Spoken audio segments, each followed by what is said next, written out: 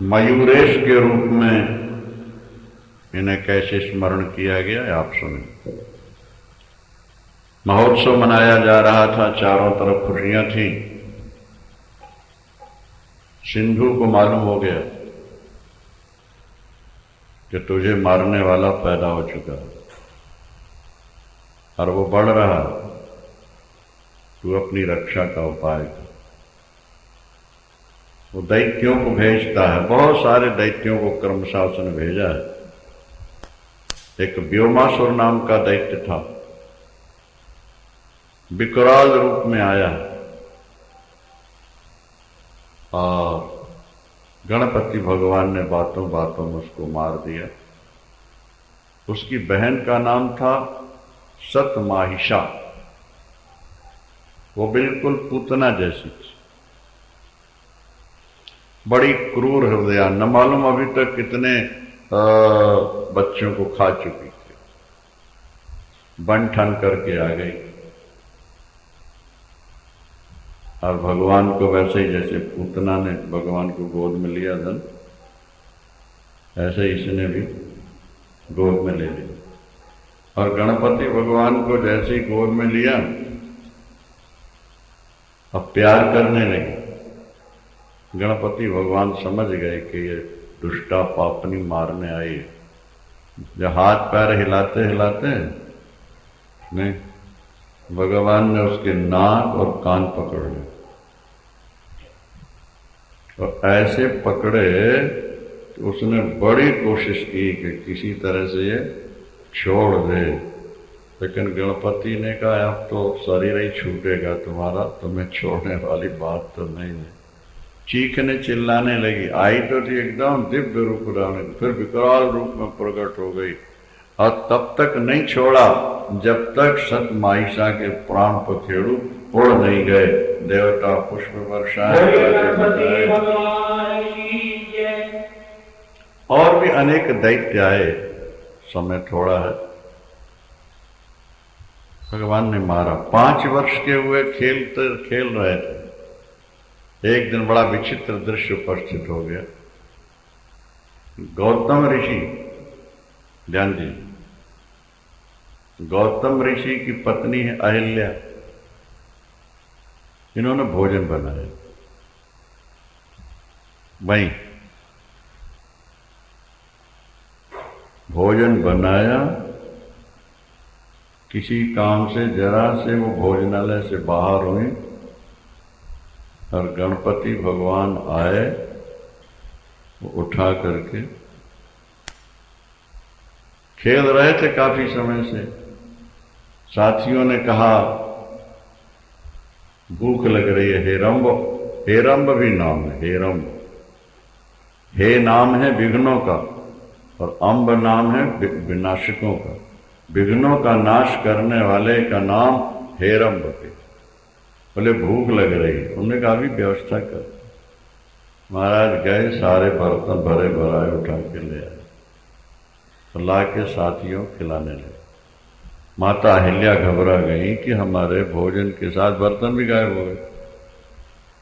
घर में कोई आया नहीं, कौन ले गया, कैसे ले गया, क्या हुआ। गौतम जी उठे, उन्होंने देखा चारों तरफ, कहीं कोई नजर ही नहीं आ रहा। आखिर रसोई घर से बर्तनों के सहित भोजन ले कौन गए। बाहर निकल के देखा तो महाराज ये बैठे गोष्ठी में बालकों के साथ खिला रहे हैं और खा रहे और खिला रहे, खा रहे खिला रहे। गौतम जी क्रोध में भर के जाके बोले तुमको शर्म नहीं आती,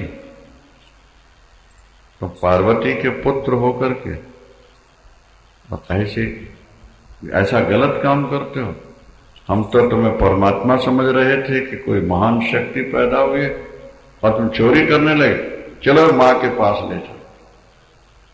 महाराज पकड़ के ले गए, खाली बर्तन दिखा दिए और माता से बोले माता देख लो ये बुरा हाल है, अभी देवताओं को भोग नहीं लगा, पूजन नहीं हुआ और ये उठा करके स्वयं खा रहा है और सबको खिला रहा है, ये बर्तन खाली देख। मां तुम कहो तो हम यहां जग आश्रम छोड़ के कहीं और चले जाएं, क्योंकि ये बड़े चंचल हैं और अब चैन नहीं हो पा। माता ने कहा कि ठीक है कि इसने गलती की है, जब से ये पैदा हुआ है अनेक राक्षस आए, उपद्रव हो रहा है और चंचलता भी इसमें बहुत है, इसने आपका भोजन खाया है, बस इतना समझ के कि ये मेरा बेटा है, आप माफ कर दीजिएगा, इसको श्राप नहीं दीजिएगा। मैं आज इसको रस्सी से बांध करके कमरे में बंद कर देती हूँ ताकि ये दोबारा ऐसी गलती नहीं करे। अब जब रस्सी लाकर बांधने लगे तो गौतम ने कहा नहीं नहीं माँ ऐसा नहीं करो, रस्सी से नहीं बांधो इसको, जो हो गया, आगे के लिए ध्यान रखना है। माता ने कहा बिल्कुल नहीं, आज तो इसको बांध के रखना है। माता ने रस्सियों से गणेश भगवान को बोलो भाई बांध दी और बांध करके अंदर ले, कमरे के अंदर बंद कर। और ये रो रहे थे, माँ छोड़ दे, माँ छोड़ दे, माँ अब गलती नहीं करूंगी, एक बार माँ बिल्कुल नहीं छोड़ूंगा। भूखा बाहर से बंद किया और चल। आश्चर्य ये था कि जब चनी तो उनको ऐसा लगा कि मेरी गोद में खेल रहा है, एकदम चौंक सी गई, देखा कि मेरी गोद में तो कोई नहीं है। आगे बढ़ी तो देखा साथियों के साथ तो गणेश खेल रहा। हाँ, मैंने तो इसको रस्सियों से बांध के कमरे में बंद किया, ये खेल क्या दे रहा? हे राम, आ बेटा तेरे को दूध पिला। साथियों ने कहा मां हेरम्ब को तो आपने कमरे में बंद किया, यहां कहां है? बोले मुझको तो अभी यहां दिख रहा था खेलता हूं। वो कहां गया, कैसे निकल आया कमरे से? जाके खोल के देखा तो रोते रोते सो गए। दया तो आई लेकिन फिर भी लगा कि इसको बने रहने। दरवाजा बंद किया, चलिए ऋषियों के आश्रम में पहुंच गई। अब बैठी तो वहां थी, ध्यान गणेश का था कि वो बंधा पड़ा है, भूखा होगा, सो रहा था, मैं जाकर के कैसे भी तो उसको संभालूं। फिर जब वहां से लौट के आई, दौड़ के देखा, खोला, सो रहा। रस्सी खोली, मालिश करी क्योंकि निशान बन गए थे, निशान बन चुके थे। मां रो रही थी, आज मैंने ऐसा क्यों किया, कि क्या हो गया। यहां गौतम ऋषि लौट के वापस गए और जब अपने देवताओं की पूजा करने लगे तो प्रत्येक देवताओं को गणेश के रूप में दिखाई देते हैं। बोलो गणपति भगवान की जय। प्रत्येक देवता जिसकी पूजा करें वो गणेश के रूप, गणेश के रूप। भोजन के बर्तन जो खाली थे वो अपने आप भर गए, सबके सब परिपूर्ण हो गए। तब गौतम जी को लगा कि अरे अरे मुझसे तो बड़ा अपराध हुआ, बड़ा अपराध हुआ। ये तो परम पिता परमात्मा ही प्रकट हुआ है, जो सभी मूर्तियों में वही दिखाई दे रहा है मेरे को। इसकी कृपा से तो बहुत सारे संकट मिट सकते हैं। और मैंने व्यर्थ माता के पास ले जाकर के उसको डांट दिलवाई। माता ने रस्सियों से बांध दिया। गौतम फिर दौड़े दौड़े गए, चरणों में गिर पड़े, मुझे क्षमा करो प्रभु, क्षमा करो, मैं आपके स्वरूप को समझ नहीं सका था। कभी कभी व्यक्ति अनजान में गलती कर बैठता है, बाद में पछताना पड़ता है। मैं पश्चाताप ग्लानि से गल रहा हूं। गणपति भगवान ने आश्वासन दिया, देवता पुष्प वर्षाए, बाजे बजाए। गणपति भगवान की। इसके बाद विश्वकर्मा जी आते हैं। विश्वकर्मा जी आए, प्रणाम किया, स्तुति की। गणेश भगवान पूछने लगे, विश्वकर्मा जी आप पधारे हो, आप तो विश्व को बनाने वाले हो, हमारे लिए क्या लेके आए हो? बोले प्रभु मैं आपको क्या दे सकता हूं, आप सबको देते हो, आपका दिया दुनिया में सबको प्राप्त हो रहा है। भाई टीवी में जो कुछ आप देख रहे हो वो सब दूरदर्शन केंद्र ही से तो आ रहा है ना। नहीं,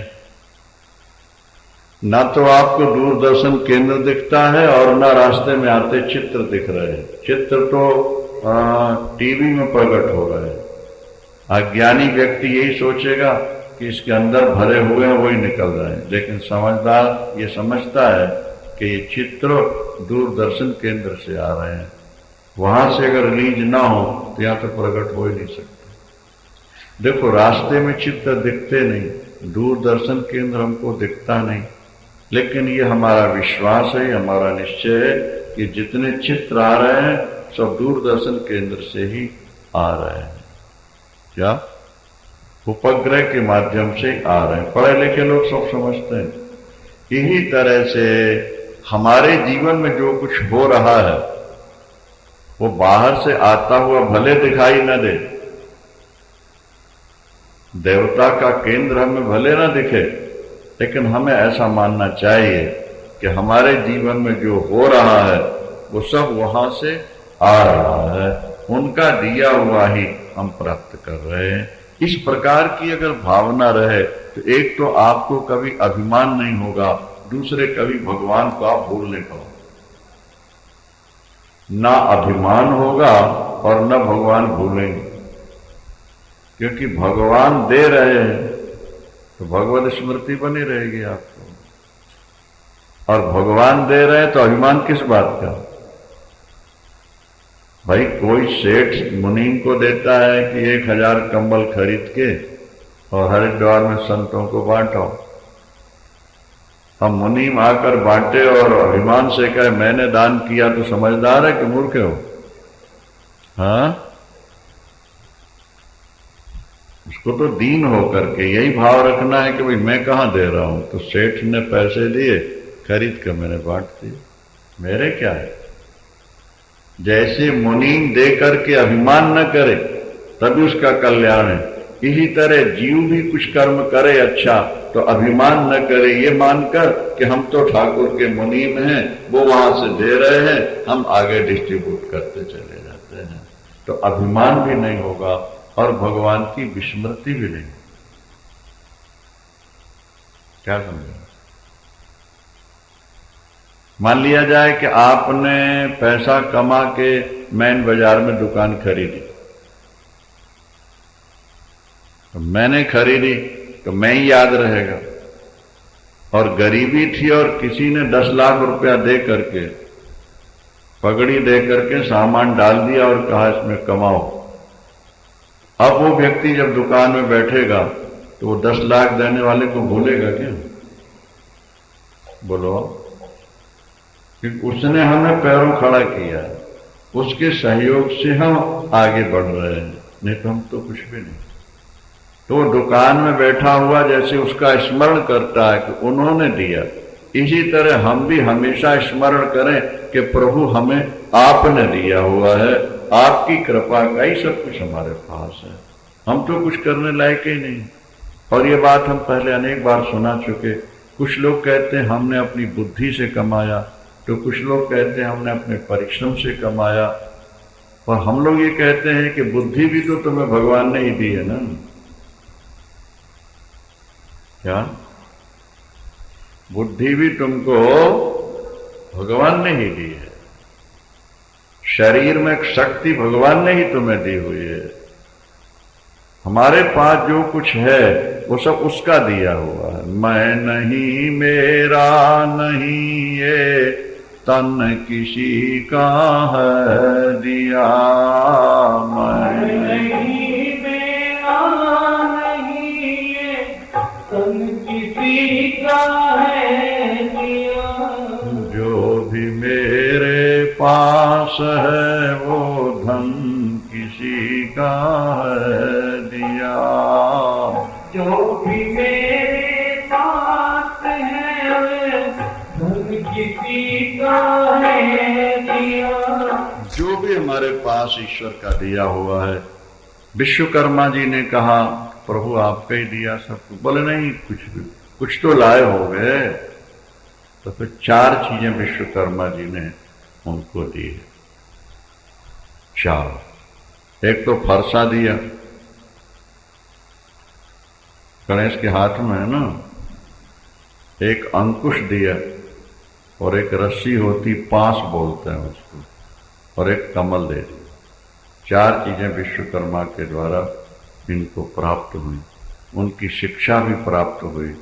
और फिर मयूरेश कैसे बने, आगे जब बढ़े वो, तो उन्हें एक भयानक राक्षसी जैसी दिखाई दी।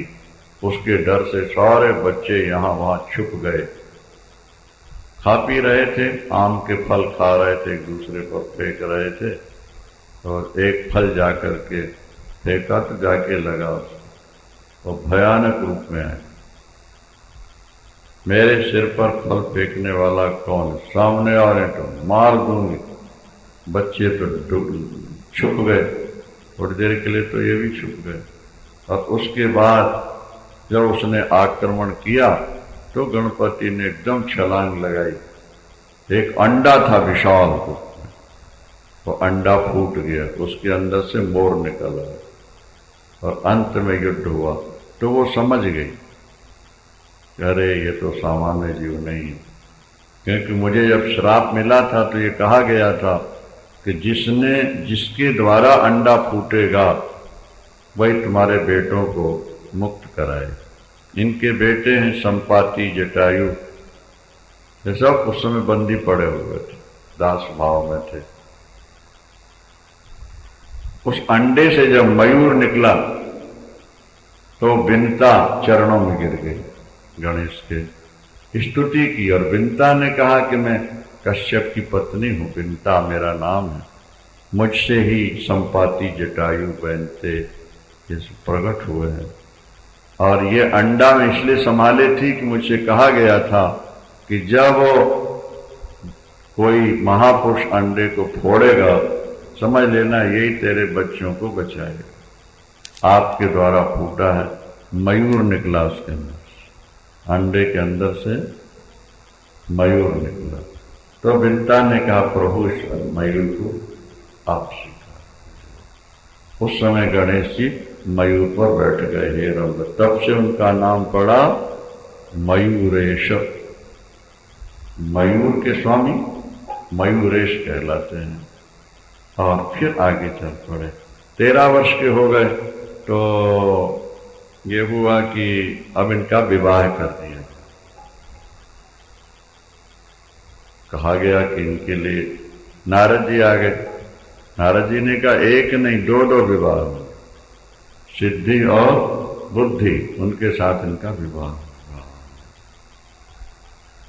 चल रहे थे आगे, वो गंडकी नगर आ गया जहां वो रहता था सिंधु, और उसकी करोड़ों की संख्या में सेना पड़ी हुई थी। उनके मंत्रियों ने रास्ते में रोक दिया, आगे नहीं जा सकते। मयूरेश ने कहा पिताजी शादी मेरी बाद में होगी, पहले मैं सिंधु दैत्य को मारूंगा, पृथ्वी का भार उतार कर, तब शादी की बात। शादी पोस्टपोन कर दी गई, आगे बढ़ा दी गई थोड़ी। क्या? अब फिर गणेश जी चले, सिंधु को ललकारा। सिंधु के सैनिक आए हैं लड़ने के लिए, 1 आए, 2 आए, 4 आए, और गणपति जी बातों बातों उसको मारते गए। राधे कृष्ण। सिंधु दैत्य वध से पहले एक कथा और भी मिलती है। वो एक बार गणपति बच्चों के साथ जल में स्नान कर रहे थे, और स्नान करते हुए बच्चों का जैसे स्वभाव होता है, एक दूसरे के ऊपर जल उछलीचना शुरू कर देता है। जब बहुत सारे बच्चों ने मिलकर जल उलीचना शुरू किया तो गणपति ने अपनी हजारों भुजाएं बना ली और जल सब तो तरबतर। अरे भाई इनके तो 6 ही हो जाती, 2 ही थी, हजारों कैसे बन गए। विराट रूप में उस समय गणपति ने अपने स्वरूप का परिचय दिया। उसी समय नागलोक से कुछ कन्याएं स्नान करने आई थी। उन्होंने जब मयूरेश को, हेरंब को देखा, इनका सौंदर्य देखा, तो जाके प्रार्थना करती हैं कि आप एक बार हमारे साथ पाताल चलें, हमारा आतिथ्य स्वीकार करें। कहते हैं गणपति ने वो बात मान ली, चले गए पाताल, और पाताल में जाकर के बासुकी नाग के पास पहुंचे। और बासुकी नाग ने अभिमान से इनको प्रणाम नहीं किया, नमस्कार नहीं किया। बासुकी नाग अपने को बहुत बलिष्ठ मानता है। गणपति ने कहा कि घर में आए का स्वागत न करना ये शिष्टाचार के विरुद्ध है। आप इतना भी नहीं जानते कि आए हुए अतिथि का कैसे स्वागत और सत्कार किया जाता है। बासुकी नाग ने आंखें दिखाई, बलवान बासुकी नाग। गणेश जी उसे उलझ गए मयूरेश, और लड़ते लड़ते अंत में उसके सिर पर पैर रखा, और जैसे भगवान कृष्ण काली नाग पर पैर रख के नाच रहे थे, इसी तरह से मयूरेश बासुकी नाग के सिर पर नाच रहे। देवता पुष्प वर्षाए, बाजे बजाए, और बासुकी नाग एकदम शिकस्त हो गया, लस्त हो गया, और वो भी चरणों में गिर पड़ा। आगे जब बढ़े तो शेषनाग दिखाई दिए। शेषनाग को जब मालूम पड़ा कि इसने बासुकी नाग को भी नीचा दिखाया है, मूर्छित किया है, तो शेषनाग ने भी क्रोध किया। और जब क्रोध किया तो बातों बातों में गणेश भगवान ने झपाटा मार के शेषनाग को पकड़ लिया, और पकड़ने के बाद अपने पेट में लपेट लिए। क्या ऐसा कोई चित्र देखा है आपने? पेट में गणपति शेषनाग लपटे। जो शेष पृथ्वी का भार रखते हैं, उन शेष को गणेश ने पेट में रस्सी की तरह लपेट लिया और नाचना शुरू किया। क्या भाव भंगिमा से नृत्य हुआ कि दर्शक पुष्प बरसा रहे, बाजे बजा रहे और जय जयकार कर रहे। और तब समग्र देवताओं ने कहा, आज के बाद आपके चित्र में गणेश पेट में लपटे हुए होंगे। कई जगह मिलता है, आपने भी देखा होगा। अच्छा मानते हैं, शुभ सूचक होता है। पेट में नाग लपटे हुए और नृत्य की मुद्रा में, और कल्याणकारी का स्वरूप है। इस तरह से उन्होंने नाग को वश में किया। इसके बाद महाराज कमलासुर वगैरह और बहुत सारे राक्षस आए जिनका वध किया। अब सिंधु का वध कैसे करते हैं वो आप ध्यान से सुनिए। जब सारे दैत्य सिंधु के मारे गए तो फिर स्वयं युद्ध करने के लिए आया। उसने अपने अस्त्र शस्त्रों का प्रयोग किया, लेकिन गणपति पर उसका ज्यादा असर नहीं हुआ। उसे आश्चर्य हो रहा था कि विष्णु को मैंने बंदी बनाया, उनके चक्र को, कौमोदकी गदा को कुंठित करके नाग और शंकर दंडकारण्य चले गए, और ब्रह्मा भी नतमस्तक थे, पर इस बालक के ऊपर मेरे शस्त्रों का प्रहार क्यों नहीं होता है? बहुत कोशिश की लेकिन सफलता नहीं मिली। दिव्य शस्त्र चला दिया सिंधु ने। गणपति भगवान ने अपना त्रिशूल चला, और त्रिशूल ने क्या किया, उसके चलाए शस्त्र को खत्म किया और उसके दोनों कान और नाक काट करके त्रिशूल वापस आया। उसने देखा मेरे नाक कान शूर्पणखा के कटे थे ना, यही तरह सिंधु दैत्य के भी नाक कान कटे। युद्ध से भागा और महल में जाके कपड़ा ओढ़ के लेट गया। उनकी पत्नी का नाम था दुर्गा। सिंधु की पत्नी का नाम दुर्गा। वो पास में आई, उसने कहा, प्राणनाथ, युद्ध से आकर के आप कपड़ा ओढ़कर यहां कैसे पड़ गए? उसने कपड़ा हटाया, न नाक है न कान है, सिंधु ने कहा मैंने जिंदगी में अनेकों से युद्ध किया, ब्रह्मा विष्णु महेश को भी मैंने अपने बस में कर लिया, लेकिन समझ में नहीं आता ये बालक कितना प्रभावशाली है।